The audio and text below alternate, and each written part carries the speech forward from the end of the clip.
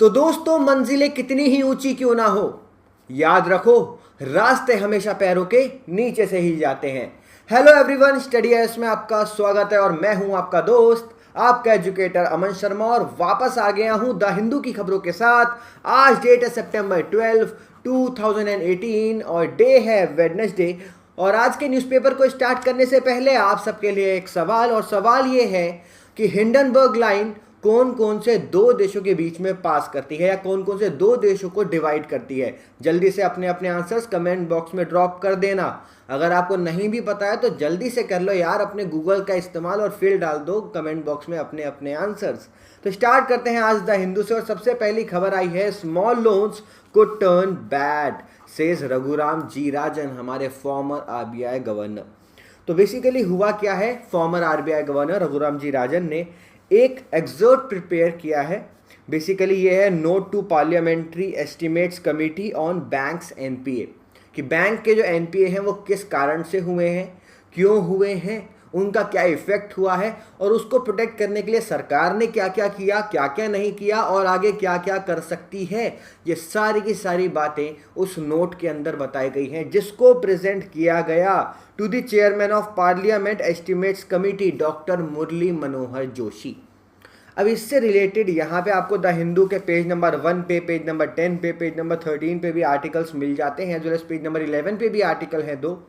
पर हम यहाँ पे आज द इंडियन एक्सप्रेस को कंसीडर करेंगे, क्योंकि उसका जो एक्सप्लेन्ड वाला पेज आता है उसने बहुत ही ब्यूटीफुल मैनर में इस पूरी की पूरी रिपोर्ट को हम लोगों के सामने रखा है। तो आज उससे पढ़ेंगे और कोई भी चीज़ यहाँ पे नहीं छूट रही है, ठीक है। तो चलो स्टार्ट करते हैं। सबसे पहले यहाँ पे इंडियन एक्सप्रेस के जो एक्सप्लेन वाले पोर्शन की हेडलाइन है वो है अंडरस्टैंडिंग द बैड लोन्स।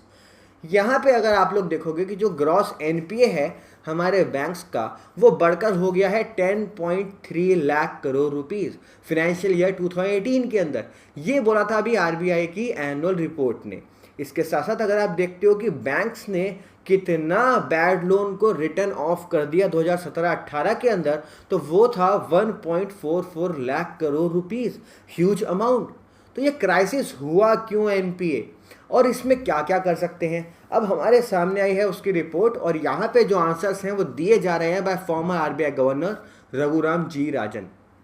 पहला बड़ा सवाल जो इनसे पूछा गया, जो इस पर्टिकुलर नोट के अंदर था, वो ये था कि ये जो एनपीए वाली कंडीशन है, नॉन परफॉर्मिंग एसेट्स वाली जो कंडीशन है, ये हुई क्यों, इसका कारण क्या था। अब आंसर में ये है, यहाँ पे इन्होंने पॉइंट्स डिफाइन किए हैं। तो पहला पॉइंट ये है ओवर ऑप्टिमिज्म। यहाँ पे इनके कहने का मतलब ये है कि जो बैड लोन्स हैं वो आप देखोगे ज़्यादातर वो 2006 और 2008 का जो बीच का जो एरा था, उसमें बहुत ज़्यादा हम लोगों के सामने आए, उसमें ओरिजिनेट हुए सारे के सारे बैड लोन्स। 2006 और 2008 के बीच के जो यहाँ पे जो इकोनॉमिक ग्रोथ थी हमारे देश की, वो बहुत ही बेहतरीन थी। जब किसी देश में इकोनॉमिक ग्रोथ बेहतरीन होती है तो क्या करते हैं, जो सरकार होती है वो सोचती है कि हम मार्केट में ज़्यादा से ज़्यादा पैसा देंगे तो और ज़्यादा हमारी ग्रोथ में बेनिफिट होगा। पर उसका नेगेटिव इम्पैक्ट भी हम लोगों को ही देखने को मिलता है। वही बोला गया है कि इकोनॉमिक ग्रोथ बहुत अच्छी थी, स्ट्रॉन्ग थी, और यहाँ पे जो बजट था वो भी अच्छा खासा सरकार को मिल रहा था, और सरकार ने यहाँ पे कहीं ना कहीं कर दी एक मिस्टेक, और वो थी बैंक को एक्स्ट्रा लोन देने के लिए। अगर आप और भी रिपोर्ट्स का हवाला लोगे तो आपको पता लगेगा कि उस समय पर ज़्यादा यहाँ पे कागजी कार्रवाई भी नहीं की गई और लोन बस अंधाधुंध दे दिए गए। अब वो जो लोन थे वो बैड लोन्स में कन्वर्ट हो गए, वही लोन्स अब नॉन परफॉर्मिंग एसेट्स में कन्वर्ट हो गए, क्योंकि कुछ सालों बाद इकोनॉमिक स्लो डाउन आ गया, हमारी इकोनॉमिक कोलैप्स होती हुई चली गई, मार्केट में रिसेशन आ गया, और जो परफॉर्मेंस था वो ख़राब हो गया, पूरे की पूरी मार्केट था, जो कंपनीज थी वो फेल हो गई, और उस वजह से जो उन्होंने लोन्स दिए थे वो नॉन परफॉर्मिंग एसेट्स के रूप में हम लोगों के सामने आए हैं। तो जो लोन्स थे वो 2006 और 2008 के बीच में दिए गए थे। इसके साथ साथ यहाँ पे दूसरा रीज़न बताया गया है, वो है स्लो ग्रोथ। अब ग्लोबल फाइनेंशियल क्राइसिस के बाद क्या हुआ, एक स्लो डाउन हमारे सामने आया। जो इंडिया के ऊपर भी इम्पैक्ट करता हुआ चला गया। जब स्लो डाउन आता है तो किसी एक कंट्री में आता है, पर धीरे धीरे वो बाकी सारी कंट्रियों के ऊपर भी इम्पैक्ट करता है। इसका छोटा सा एग्जांपल समझो, अभी जो ट्रेड ऑफ चल रहा है यूनाइटेड स्टेट्स का, वो सिर्फ यूनाइटेड स्टेट्स अपने ही देश को बेहतर बनाने के लिए डील कर रही है, पर उसका इम्पैक्ट पूरे ग्लोबल एरा को फेस करने को दिखाई दे रहा है। आप भी देख सकते हो आपके देश में किस तरीके से रुपये की डिप्रिसिएशन हो रही है, सबका इम्पैक्ट रिलेट कर रहा है। तो उन सब चीज़ों को लिंक करो, एक चीज़ से बाकी सारी चीज़ें भी इम्पैक्ट होती हैं। तो जो स्लो ग्रोथ थी वो एक बहुत बड़ा रीज़न था, क्योंकि स्लो ग्रोथ से की वजह से क्या हुआ, जो डिमांड थी हमारे देश के अंदर वो कम हो गई, जो प्रोजेक्टेड डिमांड थी वो कम हो गई, और यहाँ पे जो डोमेस्टिक डिमांड थी वो बहुत ही ज़्यादा स्लो डाउन हो गई, वो गिरती हुई हम लोगों को नज़र आई। जब यहाँ पे डिमांड ही कम हो जाएगी तो कंपनी प्रोडक्ट किसके लिए बनाएंगी, तो ऑब्वियसली उन कंपनियों को फेल तो होना ही था। इसके साथ साथ जो तीसरा पॉइंट रघुराम जी राजन ने बताया है कि एनपीआई क्यों हुए, वो ये था कि जो गवर्नमेंट की परमिशन थी वो फुट ड्रैगिंग थी। इसका मतलब ये है कि इन्वेस्टिगेशन नहीं की गई, इन्वेस्टिगेशन के साथ साथ डिसीजन मेकिंग नहीं की गई, और यहाँ पे दोनों ही सरकार को बोला गया है, जो सरकार चली गई है और जो सरकार प्रेजेंट है, चाहे वो यूपीए थी या एनडीए है, दोनों ने ही डिसीजन मेकिंग अच्छी तरीके से नहीं कही। ना ही उन्होंने जो एनपीए हुए, जो लोन्स जिन लोगों ने लिए बहुत ज़्यादा अमाउंट में लिए, उन लोगों के ऊपर कोई भी इन्वेस्टिगेशन नहीं की गई। इसके साथ साथ फोर्थ पॉइंट यहाँ पे बताया गया है, loss of promoter and banker interest. देखो एक बारी क्या होता है, अगर किसी यहाँ पे व्यक्ति ने कोई लोन ले लिया और उसने अपने प्रोजेक्ट में लगाया और वो प्रोजेक्ट कामयाब होता हुआ उसको नहीं नज़र आया, तो क्या होता है, वो जो प्रोजेक्ट है वो धीरे धीरे फेल हो जाता है। वो एनपीए के रूप में वो जो सारा का सारा पैसा है वो हम लोगों के सामने आता है। अब हम लोग क्या करते हैं, उसकी एवरग्रीनिंग कर देते हैं, उसको फिर से पैसा दे देते हैं उसको रिस्ट्रक्चर करने के लिए, पर उसका कोई बहुत ही बड़ा इम्पैक्ट नहीं देखने को मिलता है। क्यों? क्योंकि जिसने यहाँ पे लोन लिया था, उस कंपनी का मालिक, जो उस कंपनी का ओनर है, उसका इंटरेस्ट खत्म हो जाता है उस कंपनी के अंदर। अब आप लोग इंटरेस्ट तो वापस से नहीं जगा सकते, तो आपको आइडियली क्या करना चाहिए, उन प्रोजेक्ट को रीस्ट्रक्चर करना चाहिए उस समय पर, और वहाँ पे क्या करना चाहिए, जो उनके लोन्स हैं उनको रिटर्न ऑफ कर देना चाहिए। उन लोन्स को जो कि अनकलेक्टेबल हैं, जिनको आप लोग कलेक्ट नहीं कर पा रहे हो। अनफॉर्चुनेटली अभी तक हमारे पास बैंक्रप्सी कोड नहीं था, अभी 2016 में ही आया है। तो उससे पहले क्या होता था, जो प्रमोटर्स थे उनको नहीं डरा पाते थे यहाँ पे बैंक्स जो लोग लोन लेके भग जाते थे उनको नहीं डरा पाते थे, उनके ऊपर कोई लॉ नहीं था। अब तो लॉ आ गया है, तो उन सब चीज़ों को भी ध्यान रखना है। पर याद रखना, अगर हम सिंपली ही रिटर्न डाउन कर देंगे लोन्स को तो उसका गलत इम्पैक्ट भी पड़ेगा। लोग लेजी हो जाएंगे, वो काम नहीं करेंगे, लोन ले लेंगे, इन्वेस्ट करेंगे और सोच लेंगे सरकार तो यहाँ पे रिटर्न ऑफ कर देगी। उसको भी बहुत ही अच्छी तरीके से करना है, और आज की डेट में कोई बैंक यहाँ पे लोन को राइट ऑफ करने का रिस्क भी नहीं लेना चाहता। जिस तरीके से हमारी इकोनॉमी में यहाँ पे जो एनपीए की, बैड लोन्स की जो सिचुएशन है वो ख़राब होती हुई नज़र आ रही है। यहाँ पे पांचवा जो पॉइंट है वो है मालफियंस। तो मालफियसेंस का मतलब क्या होता है? मालफियसेंस का मतलब होता है रॉन्ग डूइंग, गलत कर्म। अब यहाँ पे गलत कर्म हुआ है करप्शन, किस लोगों को अनड्यू एडवांटेजेस देना, चाहे वो कोई सी भी सरकार हो। ठीक है, तो करप्शन का मुद्दा यहाँ पे उठाया गया है, क्योंकि करप्शन ने यहाँ पे बैंक्स को भी नहीं छोड़ा है, ना प्राइवेट बैंक, ना पब्लिक बैंक, ना सरकारी, कोई भी यहाँ पे बैंक छूटने नहीं पाए हैं, और सब में करप्शन फैलता हुआ नज़र आया। और इस करप्शन की ही वजह है कि बिना कोई बहुत ज़्यादा डॉक्यूमेंटेशन के, बिना कोई बहुत ज़्यादा इन्वेस्टिगेशन के लोन ले लिया गया, और फिर वो लोन देने में फेल हो गए, और उसकी जो इकोनॉमिक कंडीशन है वो हम सबके ही सामने है। इसके साथ साथ अगर आप लोग 6 पॉइंट देखोगे वो है फ्रॉड। और फ्रॉड बेसिकली जो हाई प्रोफाइल फ्रॉडस्टर हैं उनको कंट्रोल करने की यहाँ पे बात हो रही है। आरबीआई गवर्नर ने बोला है कि मैंने एक रिपोर्ट दी थी, farmer RBI governor Raghuram ji Rajan ने बोला है कि मैंने एक रिपोर्ट दी थी, उसके अंदर मैंने बताया था कि ये कुछ हाई प्रोफाइल फ्रॉडस्टर हैं, इनमें से लोगों को पकड़ा जाए, इनके ऊपर इन्वेस्टिगेशन की जाए, इनके ऊपर कार्रवाई की जाए। पर सरकार ने उनके ऊपर कोई भी कार्रवाई नहीं करी।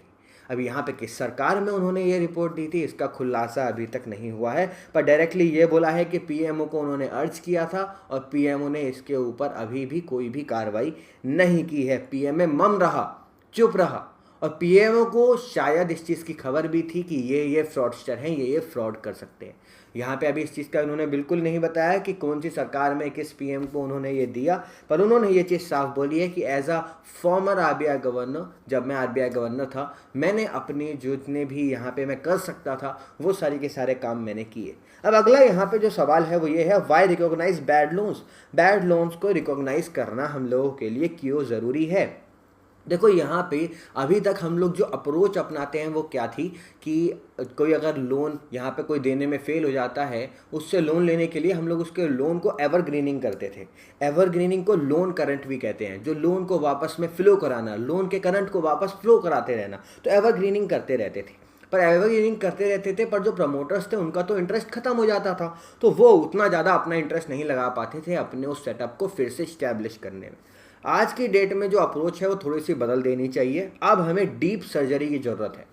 जो स्ट्रेस्ड प्रोजेक्ट्स हैं उनको अच्छे ट्रैक पे लाने के लिए अब डीप सर्जरी की ज़रूरत है। अब एवरग्रीनिंग हमें नहीं करनी है, हमें करनी है डीप सर्जरी।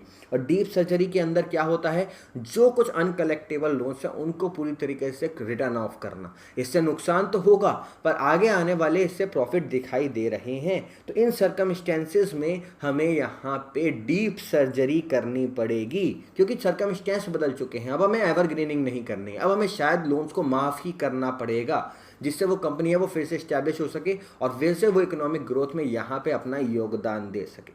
क्योंकि जो नॉन परफॉर्मिंग एसेट्स है वो दिन पे दिन बढ़ते जा रहे हैं और एनपीए का क्लासिफिकेशन करना बहुत इंपॉर्टेंट है। तो एनपीए को क्लासीफाई भी किया जाता है अलग अलग टाइप ऑफ एनपीएस में। कौन 30 दिन से क्रॉस हो गए, 90 डेज से, 180 डेज से, 270 डेज से, तो उनका क्लासिफिकेशन भी बहुत ज़्यादा इंपॉर्टेंट है। और एनपीए का क्लासिफिकेशन एनेस्थीसिया का काम करेगा इस डीप सर्जरी के अंदर। साथ ही अगला सवाल यहाँ पे आता है कि did the RBI created NPA? क्या रिजर्व बैंक ऑफ इंडिया ने एनपीए बनाया है? कि रिजर्व बैंक ऑफ इंडिया की वजह से नॉन परफॉर्मिंग एसेट्स की जो मात्रा है वो आज की डेट में बढ़ के 10.3 लाख करोड़ रुपीस हो गई है फाइनेंशियल ईयर 2018 के अंदर। तो आरबीआई के फॉर्मर गवर्नर का, रघुराम जी राजन का, यहाँ पे ये कहना है कि आरबीआई एक रेगुलेटर है। आरबीआई से गलतियां हुई हैं कि आरबीआई ने अच्छी तरीके से यहाँ पे रेगुलेट नहीं किया, एक डीप सर्जरी नहीं की, एक ओवरलुकिंग बहुत ज़्यादा अच्छी तरीके से नहीं करी। पर आरबीआई एक रेगुलेटर है। आरबीआई नॉर्मल बैंक्स के सारे डे टू डे वर्क को कंट्रोल नहीं करता है। आरबीआई एक रेफरी की तरह है, जैसे क्रिकेट मैच में एक रेफरी होता है, आरबीआई सेम उस रेफरी की तरह है। वो या तो आउट बोल सकता है या फिर 4 और 6 के इशारे कर सकता है, पर वो प्लेयर नहीं है जो हर बॉल पे चौके या छक्के या आउट हो सकता है। तो ये डायरेक्टली बोला है कि हम लोग यहाँ पे एक रेफरी के रूप में हैं, ना कि एक प्लेयर के रूप में। इस चीज़ को याद रखना है। और its nominee on bank board have no commercial lending experience. जो हमारे जो लोग होते हैं उनका कोई कमर्शियल लेंडिंग का एक्सपीरियंस नहीं होता है। तो इस चीज़ों को साफ किया गया है। साथ ही यहाँ पे बोला गया है कि क्या जो एनपीए की जो जो ग्रोथ है उसकी वजह से हमारी जो इकोनॉमी है उसमें ग्रोथ जो गिरती हुई हमें नज़र आई, इकोनॉमिक ग्रोथ गिरती हुई नज़र आई। तो यहाँ पे डायरेक्टली आपके सामने यहाँ पे अभी 3 चार्ट आ रहे होंगे, आप देख सकते हो कि क्रेडिट ग्रोथ अगर आप देखोगे तो आपको गिरती हुई नज़र आएगी, पर सिर्फ और सिर्फ उन क्रेडिट ग्रोथ में जो कि पब्लिक सेक्टर बैंक से जा रहे हैं। प्राइवेट बैंक की जो ग्रोथ है वो अभी भी बढ़ती हुई नज़र आ रही है, जो ऑरेंज लाइन में आ रही है। और क्रेडिट ग्रोथ अगर आप हाउसिंग में देखोगे तो वो अप्रॉक्सीमेटली बहुत ज़्यादा ऊपर नीचे नहीं हुई है। और नॉन फूड क्रेडिट ग्रोथ भी आप लोग देखोगे प्राइवेट सेक्टर बैंक्स में बहुत ज़्यादा अच्छी दिखाई दे रही है, पर पब्लिक सेक्टर बैंक से यहाँ पे भरोसा उठता हुआ नज़र आ रहा है। तो आप यहाँ पे ये नहीं कह सकते हो कि जो इकोनॉमिक ग्रोथ है वो डूबती हुई नज़र आई है। अब यहाँ पे आरबीआई और क्या बेहतर कर सकता था, अगला सवाल ये है। तो आरबीआई के फॉर्मर गवर्नर का यही कहना है कि हम लोगों ने बहुत ज़्यादा फ्लैग्स नहीं उठाए। जब हमें बोलना चाहिए था, कुछ सैंक्शनिंग लगानी चाहिए थी, हम उस समय अच्छी तरीके से सैंक्शनिंग नहीं लगा पाए। यहाँ पे कुछ एसेट क्वालिटी रिव्यू का भी यहाँ पे जिक्र है, जिसका ये कहना है कि जो एसेट क्वालिटी रिव्यू है वो सिर्फ हमने एवरग्रीनिंग और बैड लोन्स को रोकने के लिए किया था।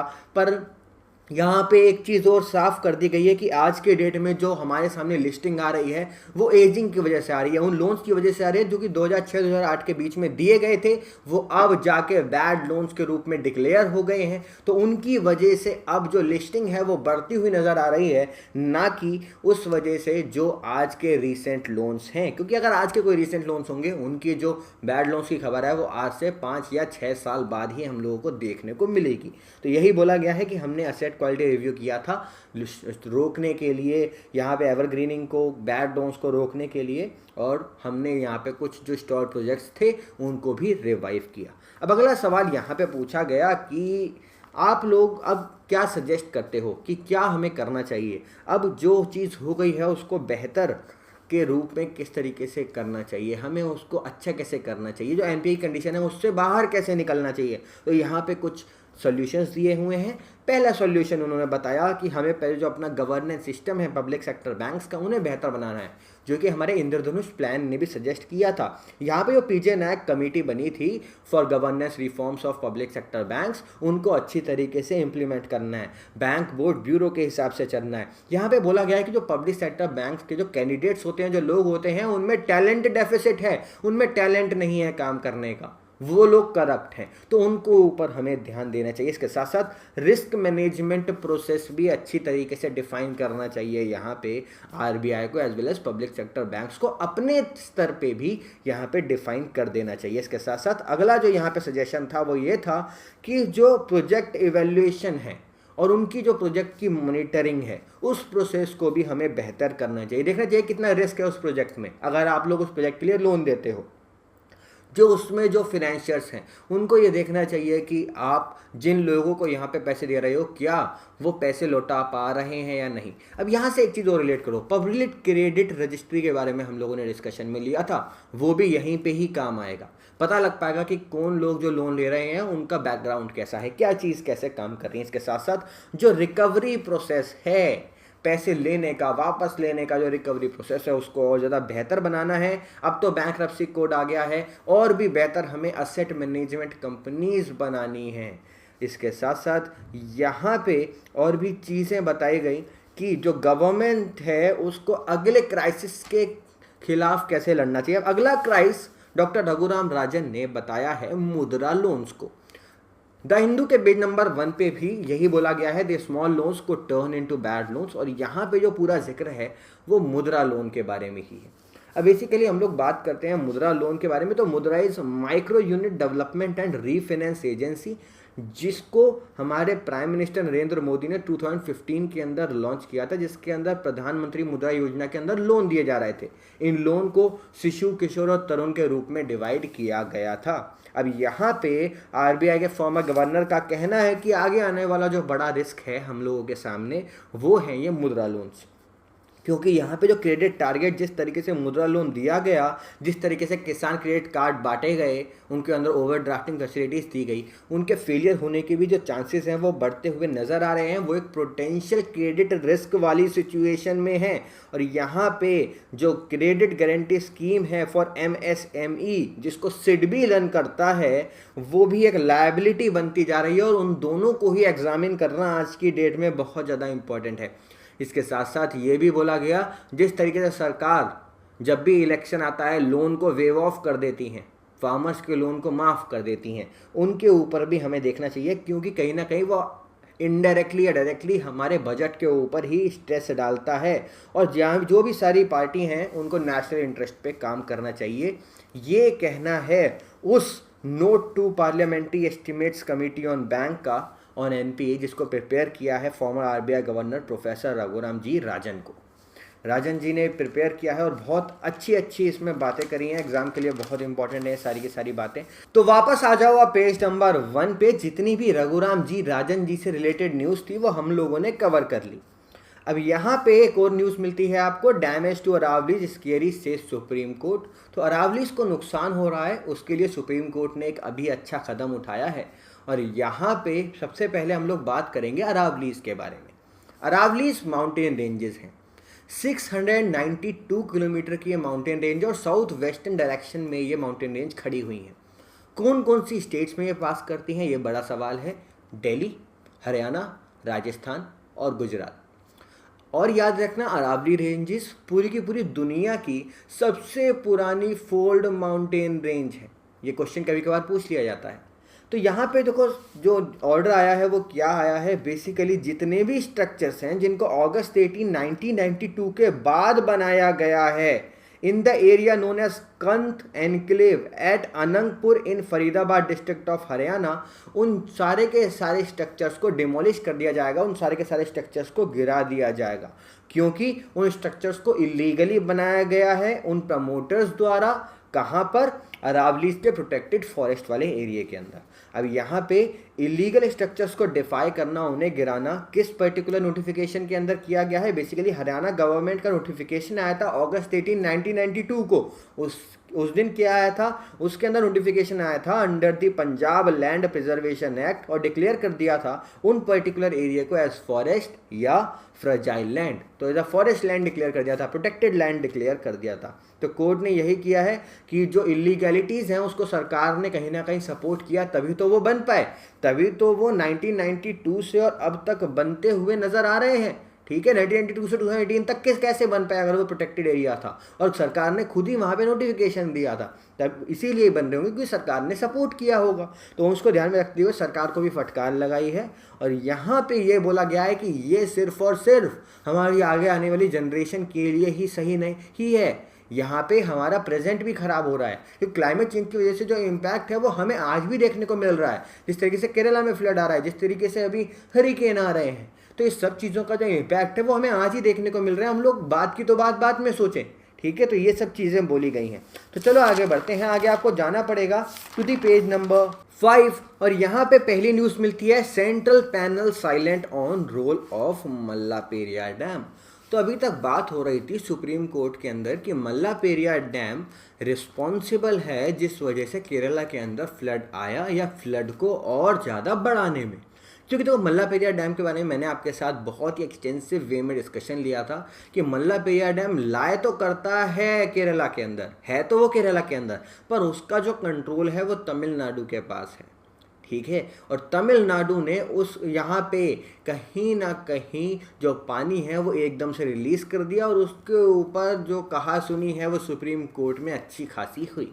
अब उसके बाद सुप्रीम कोर्ट ने बोला कि इसके लिए एक रिपोर्ट तैयार की जाएगी सेंट्रल वाटर कमीशन द्वारा, और यहाँ पे सेंट्रल वाटर कमीशन ने अपनी एक रिपोर्ट दी है कि यहाँ पे केरला के फ्लड के अंदर जो डैम्स हैं उनका कितना मेजर रोल था, और यहाँ पे मल्लापेरिया डैम के रोल को बिल्कुल ही इग्नोर कर दिया गया है। बोला गया है कि मल्लापेरिया डैम का बहुत ही इंपॉर्टेंट रोल नहीं था, उसने बहुत ज़्यादा यहाँ पे डोनेट नहीं किया फ्लड वाली कंडीशन को बढ़ाने के लिए।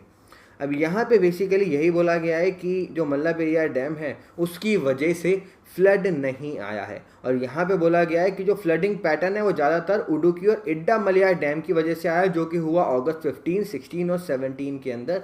और यहाँ पे रेन सबसे ज़्यादा रिस्पॉन्सिबल थी, जिस वजह से जो वाटर लेवल है वो बहुत ज़्यादा हम लोगों को बढ़ता हुआ नज़र आया। तो यहाँ पे केरला कहीं ना कहीं परेशान है कि इस तरीके की रिपोर्ट क्यों आ गई सामने, क्योंकि केरला तो यहाँ पे मल्लापेरिया डैम को लेकर सुप्रीम कोर्ट के पास भी पहुँच गया।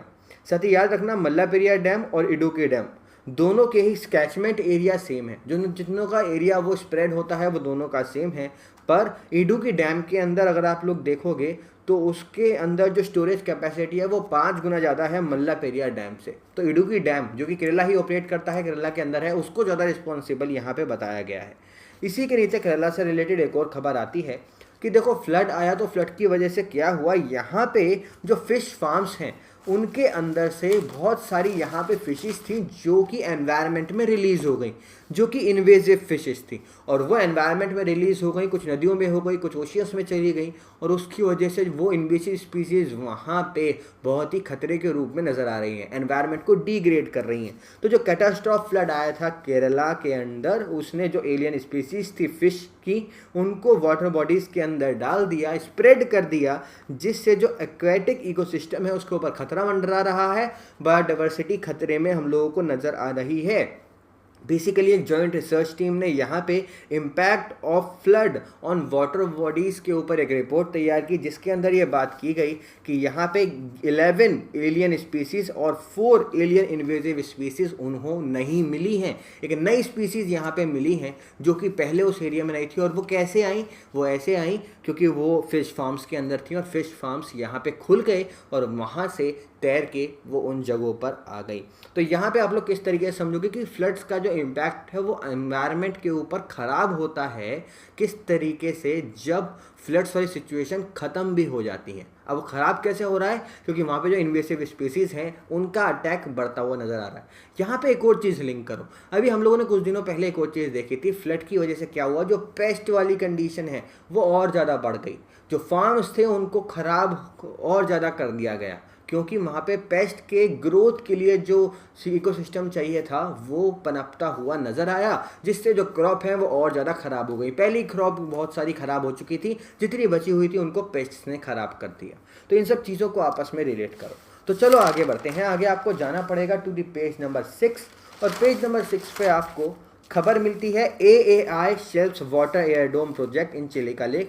तो जो चिलिका लेक के ऊपर जो वाटर एयरडोम प्रोजेक्ट बनाने की बात हो रही थी, जिसके ऊपर बहुत सारे एनवायरमेंटलिस्ट खड़े हो गए थे, कहने लगे थे कि ये जो प्रोजेक्ट है ये एनवायरनमेंट का नुकसान है, और चिलिका लेक जो कि अपने आप में ही बहुत इंपॉर्टेंट बायोडाइवर्सिटी हॉटस्पॉट है हम लोगों के लिए, बहुत इंपॉर्टेंट इकोसिस्टम है और वर्ल्ड का second largest brackish water lake है, उसके ऊपर यहाँ पे इस तरीके का एयरडोम प्रोजेक्ट नहीं आना चाहिए। अब finally airport authority of India ने जो अपना प्रपोजल था वाटर एयरडोम बनाने का चिलिका लेक के ऊपर उड़ीसा के अंदर, उसको ड्रॉप कर दिया है, उसको अभी के लिए फिलहाल ख़त्म कर दिया है। तो ये एक अच्छी खबर आई है, एनवायरमेंटलिस्ट का जो प्रोटेस्ट था वो कामयाब हो गया, एज वेल एज यहाँ पे इकोसिस्टम की भी प्रोजेक्ट हो गई, यहाँ पे प्रोटेक्शन कर ली हमने इकोसिस्टम की। एक चीज़ और यहाँ से लिंक करो, देखो हम लोगों ने पिछले महीने एक और रिपोर्ट पढ़ी थी। रिपोर्ट ये थी कि डेवलपमेंटल एक्टिविटीज़ के नाम पे हम लोग एनवायरनमेंट का डिग्रेडेशन कर रहे हैं। अब यहाँ पे डेवलपमेंटल प्रोजेक्ट आ रहा था, एक डेवलपमेंट होता, देखो यहाँ पे इस डेवलपमेंट की वजह से चिलिका लेक का तो नुकसान हम लोगों को झेलना ही पड़ता।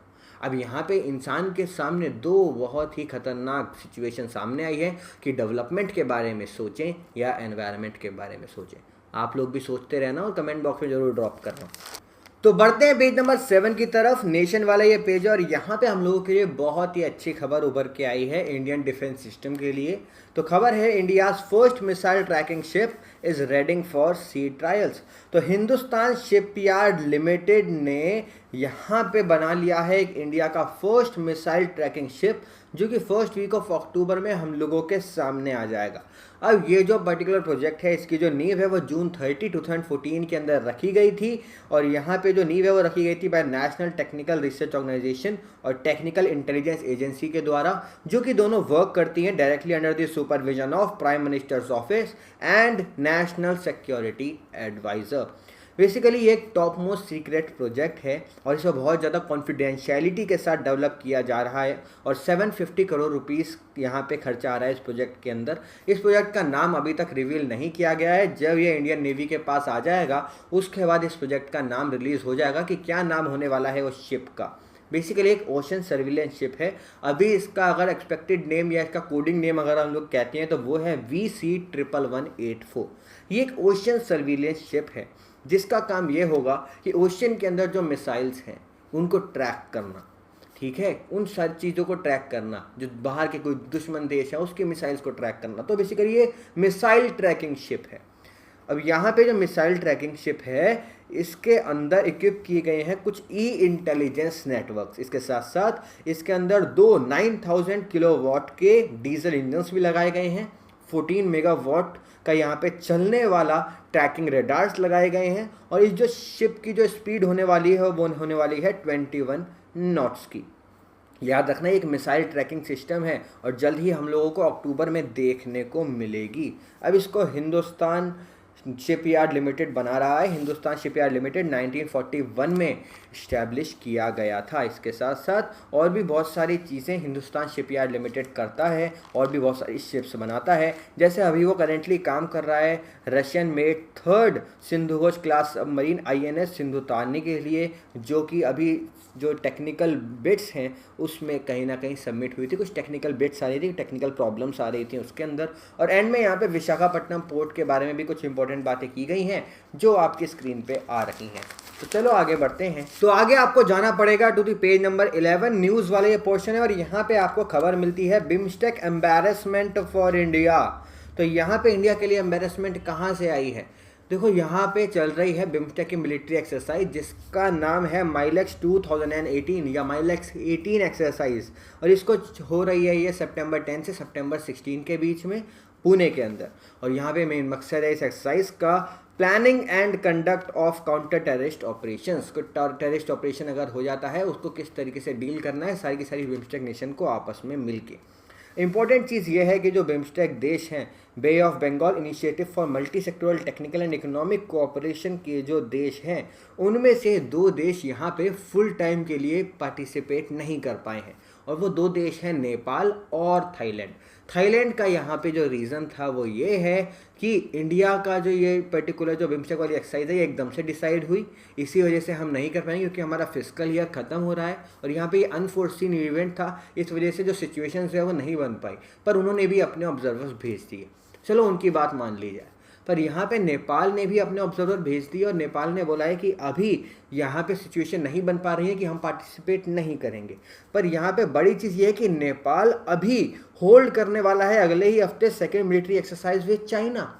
चाइना के साथ तो आपकी सिचुएशन बन रही है पर इंडिया के साथ नहीं बन रही है, तो ये कहीं ना कहीं हमारी पॉलिटिकल सिचुएशन को देखने वाला है। हमारी फॉरेन मिनिस्ट्री इसके ऊपर देखेगी कि किस तरीके से नेपाल को यहाँ पे डील करना है। पर यहाँ पे इंडिया को एक एम्बैरेसमेंट का सामना झेलने को मिला है। चलो आगे बढ़ते हैं। आगे आपको जाना पड़ेगा to the page number 12, world वाला ये पेज है। यहाँ पे कोई बहुत ज़्यादा इंपॉर्टेंट खबरें नहीं आई हैं पर कुछ चीज़ें हैं जो आपको पता होनी चाहिए।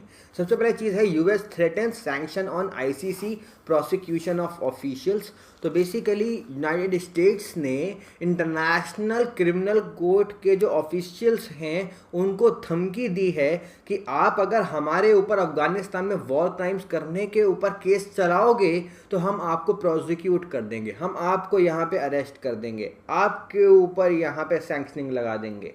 तो ये बोल दिया है यूनाइटेड स्टेट्स ने।